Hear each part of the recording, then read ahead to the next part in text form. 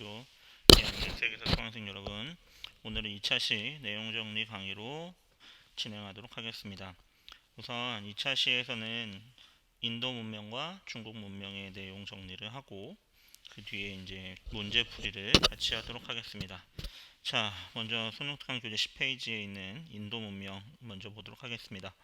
강의에서 다 다뤘듯이 인도 문명이라 함은 드라비다인이라는 인도에 살고 있던 원주민들이 인더스강 유역에서 건설했던 인더스 문명이 하나 있고, 기원전 1500년경부터 인도에 들어와서 인도의 지배 세력이 됐던 아리아인들이 건설한 문명, 이렇게 두 개가 합쳐진 걸 우리는 인도 문명이라고 합니다. 그래서 교재에도 인더스 문명 따로 있고 아리아인의 이동 이후에 세워진 새로운 문명을 이렇게 구분해서 보기도 하는데, 이 인더스 문명과 아리아인의 이동에 의해서 세워진 문명을 다 합쳐서 우리는 그냥 인도 문명이다 라고 얘기하고 있습니다. 그럼 인더스 문명에서 봐야 될 것은 가장 핵심적인 내용은 모헨조다로와 하라파라는 계획 도시를 건설했다라는 부분입니다. 이 그림이 교과서 24페이지에 나와 있는데, 교과서에 있는 계획 도시인 모헨조다로 그림을 한번 보고 오도록 하겠습니다. 여러분 교과서 24쪽에 보시면 모헨조다로의 계획 도시의 그림이 나와 있습니다. 이렇게 보듯이 벽돌로 지어져 있고요. 도시를 계획적으로 구획해서 여기에는 창고, 여기에는 목욕탕, 여기에는 종교 시설 등을 사전에 계획해서 지었다라는 점이 이 모헨조다로와 하라파, 인더스 문명의 독특한 특징이라 할 수 있습니다. 그리고 하나 더 보자면 그 위에 나와 있는 바로 이 모헨조다로에서 출토됐던 도장인데요. 일각수 인장이라고 부릅니다. 우리 수능특강 교재로 다시 한번 돌아가 보도록 하겠습니다. 수능특강 교재에 보면 일각수 인장에 대한 설명이 나와 있습니다. 일각수인 이유 뜻은 뭐냐면 뿌리 하나 달려있다. 뿌리 하나 달려있는 동물이 새겨져 있는 도장이다 라는 의미로 일각수 인장이라고 씁니다. 이것이 출토됐는데 인더스 문명의 글자가 아직 해독되지 않아서 정확히 어떤 의미인지 어떤 용도로 쓰여졌는지는 아직 확인되지 않고 있습니다. 어쨌든 인더스 문명에서 중요한 것은 드라비다인이라는 인도의 원주민들이 건설했다라는 것과 하라파와 모헨조다라는 계획 도시가 있었다라는 점을 기억해 주시기 바랍니다. 다음으로 기원전 1500년경부터 인도에 들어와서 인도의 지배 세력이 됐던 아리아인에 대해서 설명을 했습니다. 아리아인은 중앙아시아로부터 인도에 내려와서 인도 전역을 차지하게 되는데요. 그들의 이동 과정을 교과서 지도를 통해서 다시 한번 보도록 하겠습니다. 교과서의 23페이지 지도를 보시면 아리아인이 이동하는 걸 볼 수 있습니다. 인더스강 유역으로 기원전 1500년경부터 들어와서 이 지역의 문명을 정복하고 차츰차츰 동쪽의 겐지스강 유역까지 그들의 영역을 넓혀갔습니다.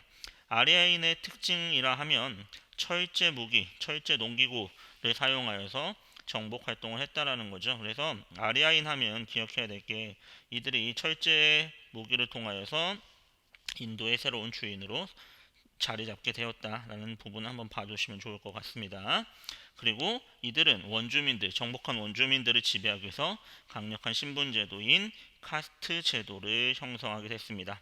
카스트 제도는 여기 그림처럼 4개의 신분으로 사람을 이제 계급 짓는데요. 가장 위에는 브라만이라고 하는 사제 계급, 종교인이라고 할 수 있습니다. 그 밑에는 전사와 왕족에 여기에 해당하는 크샤트리아 계급, 세 번째로는 농업과 수공업, 상업에 종사하는 바이샤라는 평민 계급, 마지막에는 주로 노예에 해당하는 수드라 계급으로 구성된 아주 엄격한 신분 제도를 이 사람들은 도입하게 됩니다. 자, 그리고 그들은 정복 과정에서 태양과 물, 불과 같은 자연 현상을 숭배하고 이것을 신앙의 대상으로 삼는 브라만교라는 종교를 만들어내게 됩니다. 그리고 그 브라만교의 경전이 바로 베다라는 겁니다. 경전은 종교의 교리와 종교의 핵심 내용을 담고 있는 책이라고 이해하시면 될 것 같습니다. 그래서 브라만교 자체가 자연을 신앙의 대상으로 삼았고요. 그러한 브라만교의 경전 베다에도 역시 자연을 찬양하는 것들이 담겨져 있다고 합니다. 자, 여기까지가 우리가 이제 인도의 문명으로 살펴봤고 핵심적인 내용들 정리입니다.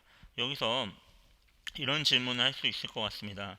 선생님, 그럼 수능특강 교재에 선생님이 형광펜 또는 필기해 준 내용만 보면 되나요? 라고 질문을 충분히 할 수 있을 것 같은데, 선생님이 형광펜 또는 펜으로 밑줄 친 부분은 반드시 알아야 되는 부분이고, 그 외에 밑줄 치지 않았다고 해서 중요한 것이 아니라 밑줄 치지 않은 부분들도 시험에 선지 또는 보기로 충분히 출제될 수 있습니다. 그러니까 수능 특강 교재 자체는 모두 시험 범위, 출제 범위에 포함되니까 잘 보시기 바라고, 특히나 수능 특강 교재에서 교과서 페이지를 언급한 경우는 그 교과서 페이지도 한번 봐주셔야 됩니다. 그리고 제가 복습용으로 여러분 올려드린 학습지에서도 중요한 빈칸 채우기라든지 이런 내용들은 알고 계셔야지만 나중에 시험을 대비하는데 어려움이 없을 거라 생각합니다.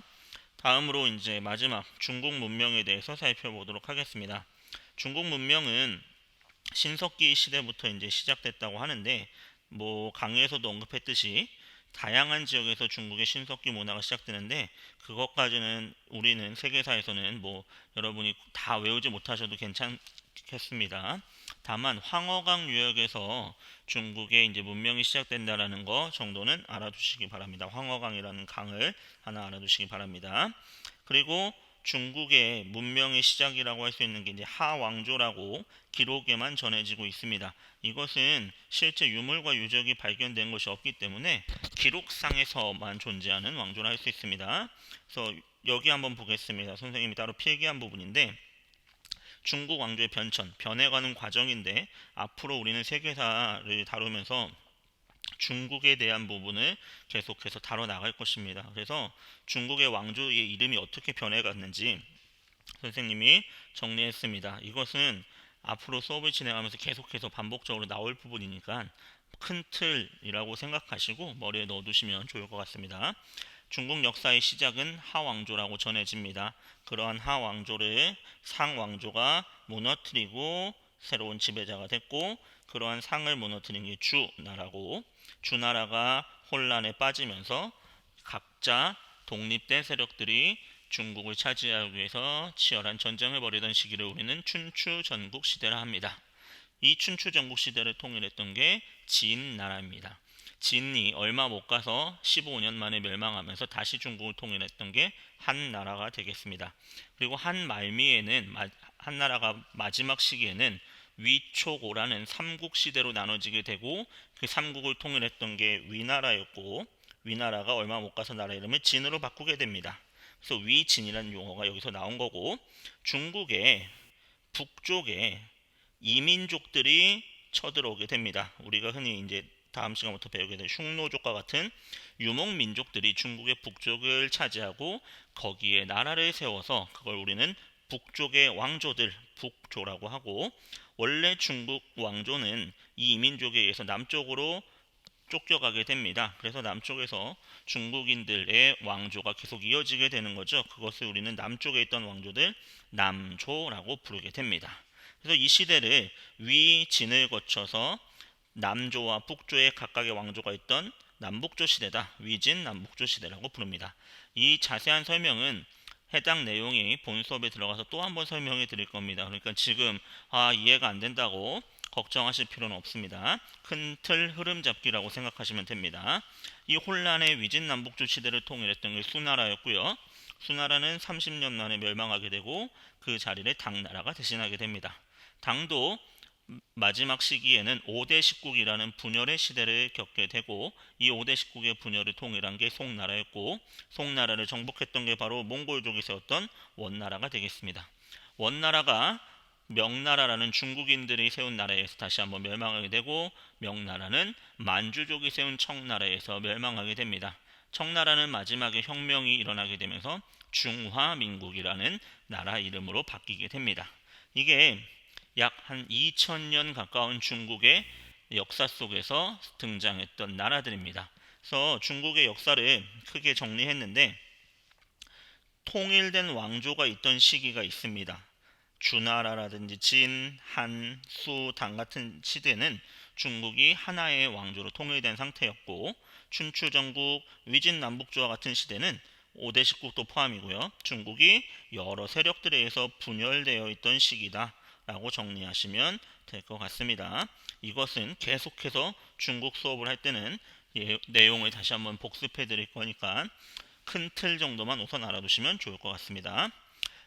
자, 그러면 이제 다시 본문으로 돌아와서 하왕조는 설명을 드렸고, 상왕조는 기원전 1600년경에 황허강 근처에서 하왕조를 무너뜨리고 등장했다고 합니다.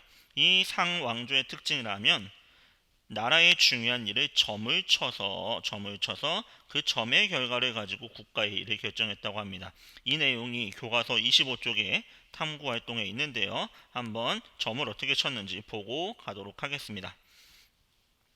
상황조에서 점을 치는 기록이 바로 요 갑골문으로 남아 있습니다. 갑골이라 하면 거북이 배딱지와 소 어깨뼈를 의미하는 건데요. 이것에 불을 지져서 갈라지는 모양을 보고 점을 쳤다고 합니다. 그리고 그 점의 내용을 기록해 놨습니다. 그래서 이걸 우리는 갑골문이라고 합니다. 여러분 상나라에서 알아두셔야 될 첫 번째 포인트 바로 갑골문이란 것은 반드시 알아두셔야 합니다. 그리고 수능특강 교재에도 있는 이 청동 솥은 제사의식 때 사용됐던 청동기인데요. 이 상나라가 청동을 썼구나 라는 걸 보여주고 더 나아가서 제사가 굉장히 중요시되었고 왕이 제사를 통해서 자신의 권위를 드러냈구나 라는 걸 알 수 있게 해주는 남아있는 유물입니다. 자, 그럼 다시 수능특강 본문으로 돌아오도록 하겠습니다. 수능특강 본문에 은허라는 부분이 있을 겁니다. 은허 부분. 은허는 뭐냐면 상나라를 다른 책들에서는요 은나라라고도 표현하기도 합니다.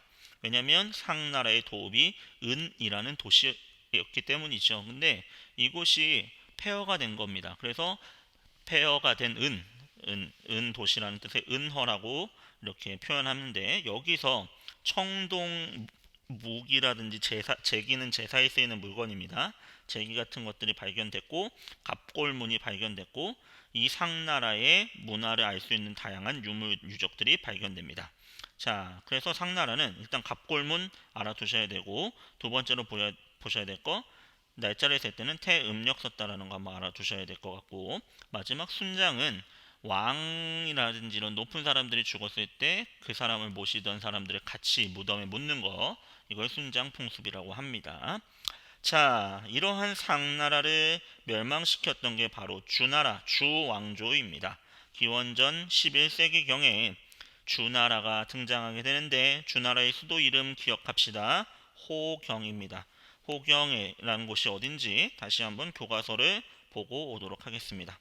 교과서 26쪽에 지도가 나와 있습니다. 여기 보시면 상나라의 세력 범위는 진한 핑크색으로 여기 요 정도 범위고요. 주나라 때의 세력 범위는 더 커져서 어디까지 가냐면 우리가 흔히 양쯔강이라고 알고 있는 창장강 유역까지 확대되게 됩니다.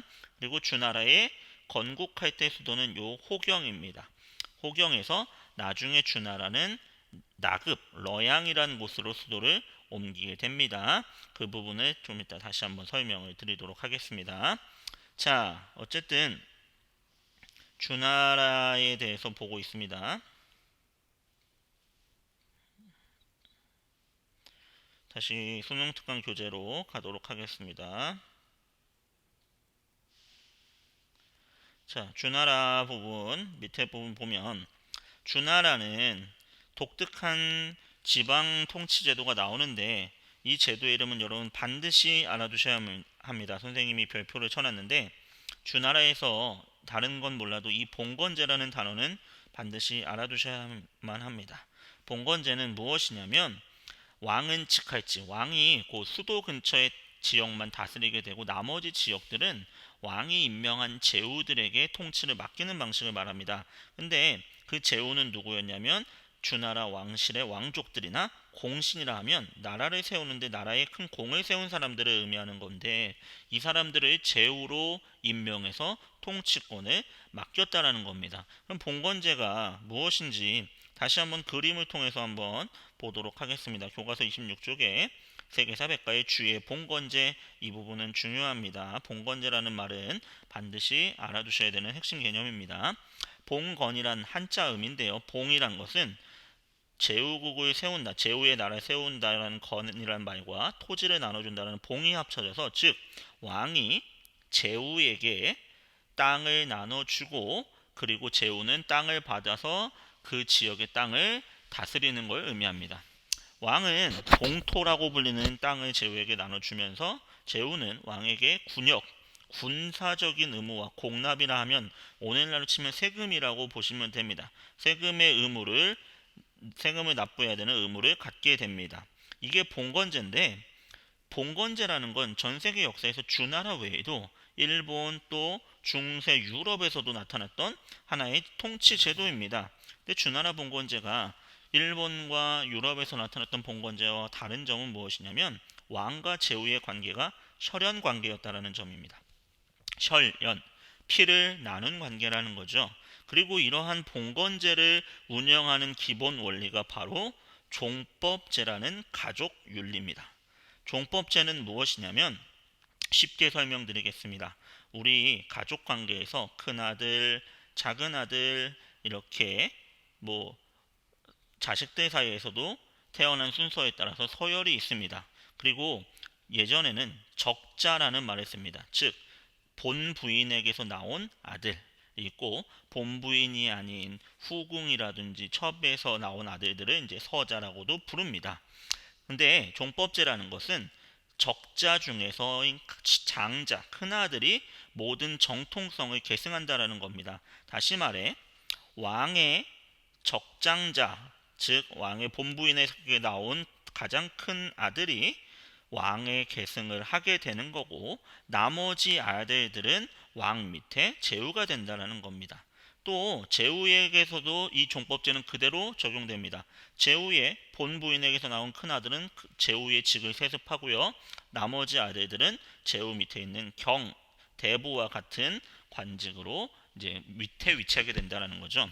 우리가 흔히 이런 말을 씁니다.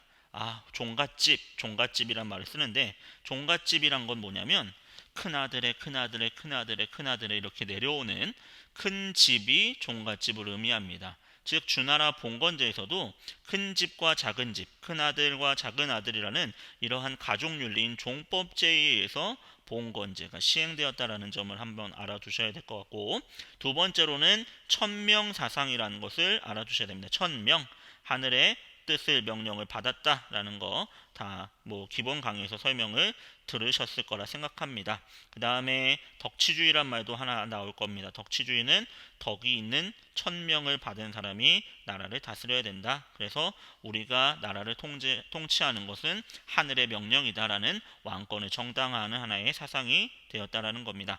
수능 특강 교재에는 나오지 않는 우리 교과서에만 있는 주나라의 토지 제도가 하나 나오는데요. 요건 참고적으로 한번 같이 보도록 하겠습니다. 정전제라는 제도가 나옵니다.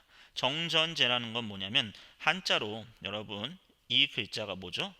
네, 우물정자입니다. 우물정자의 모양으로 농민들에게 땅을 나눠줬다라는 거예요. 어떻게 나눠줬냐면 한 마을이 8가구가 기본 이제 마을 구성 단위가 됩니다. 그래서 첫 번째 집, 두 번째 집, 세 번째, 네 번째, 다섯 번째, 여섯 번째, 7집, 8집 땅을 주고 나머지 남은 한 공간은 마을의 공동구역으로 해서 여기서 생산한 걸 가지고 나라에 세금을 내고 이렇게 운영했다라고 전해지는 방식이 정전제입니다.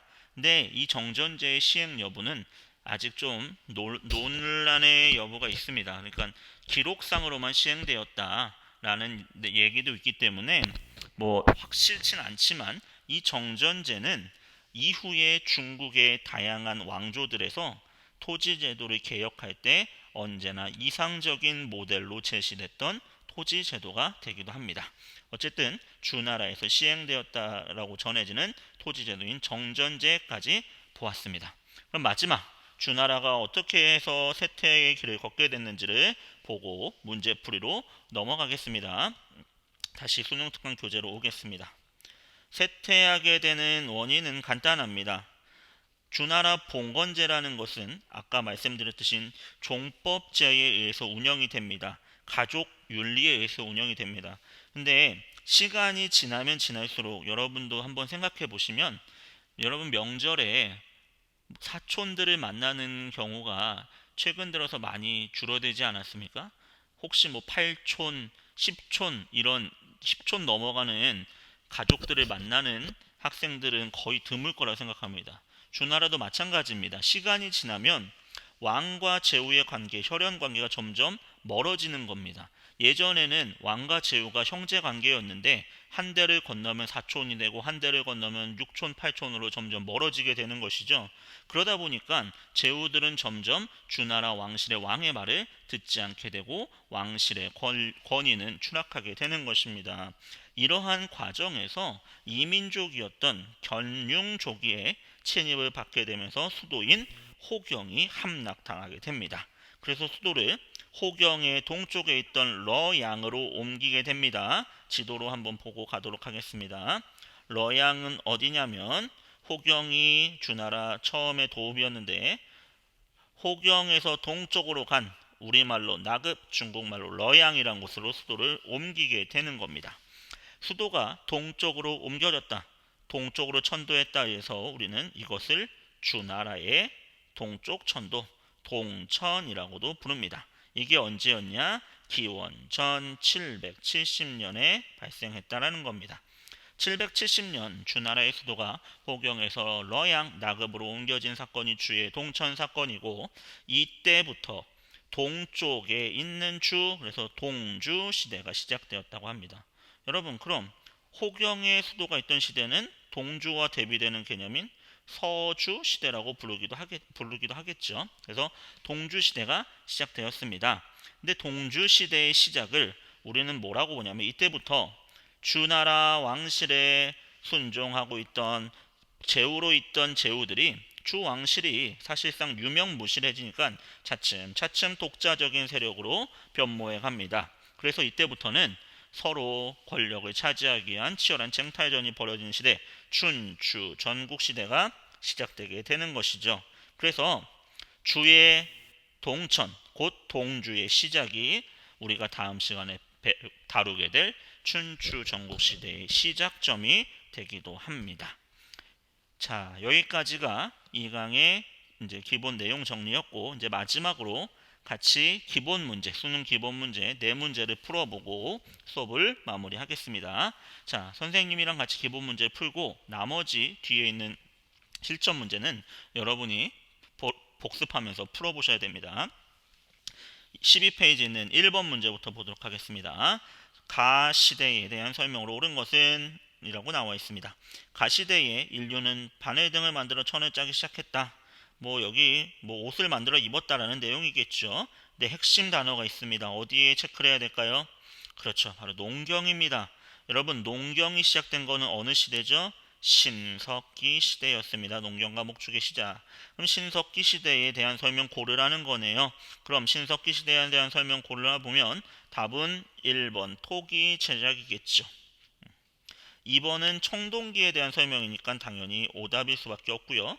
3번도 철제니까 당연히 철기에 대한 설명, 오답이네요.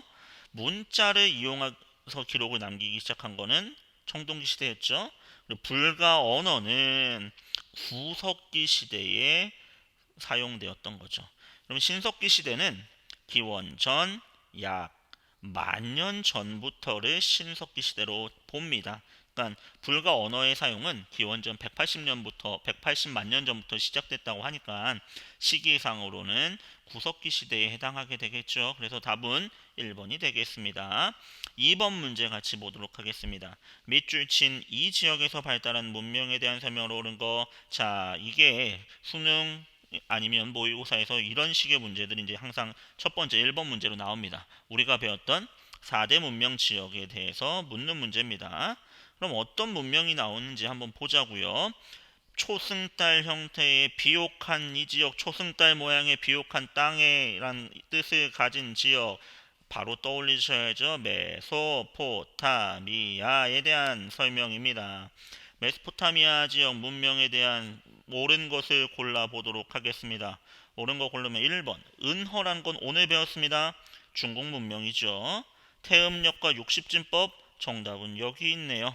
메소포타미아 지역은 태음력과 60진법을 썼습니다. 메소포타미아 문명과 이집트 문명은 선생님이 한번 비교를 하면서 알아두라고 말씀드렸을 겁니다. 3번 빌렌도르프의 비너스는 구석기 시대에 남겨진 유물이니까 상관이 없는 거고, 모헨조다로 오늘 배웠습니다. 인도 문명 인도 문명 중에서도 원주민인 드라비다인이 만들었던 인더스 문명과 관련이 있겠네요. 엄격한 카스트 제도, 이것도 인도 문명인데 이것은 인도를 정복했던 아리아인들이 만든 문명이 되겠습니다. 3번으로 넘어가겠습니다. 다음 유물을 남긴 문명에 대한 설명으로 옳은 것은 투탕카멘의 황금 옥자 부조라는 그림이고, 그림에 대한 설명이 나와 있습니다. 태양신의 빛이 파라오 나왔습니다. 파라오, 태양신의 아들이란 뜻이고 이집트 문명의 왕을 의미하는 단어였습니다. 그럼 결국에 이 문제는 이집트 문명에 대한 설명을 고르라는 거겠네요. 1번부터 보도록 하죠. 브라만교를 신봉한 것은 인도 문명의 아리아인이 건설한 문명이고, 길가메시 서사시는 어떤 문명이었죠? 메소포타미아 문명. 그렇죠? 그 다음에 솔로몬 나오는 거는 헤브라이, 지중해 근처의 헤브라이에 대한 설명입니다. 파피루스의 문자 기록 정답은 여기 있네요. 4번이네요. 자, 어떤 문자를 남겼다? 상형 문자를, 이집트 문명에서 상형 문자를 파피루스에 남겼다. 5번, 겐지스강 유역에서 발달하였다. 이것은 인도 문명 중에서도 아리아인들이 건설한 문명이 되겠습니다. 마지막입니다. 4번 문제 보도록 하겠습니다. 가 왕조에 대한 설명으로 옳은 것은 자료로 보는 세계사 7년이 넘도록 큰 가뭄이 이르자 탕왕은 여러분 기본 강의를 들으신 분은 아실 겁니다.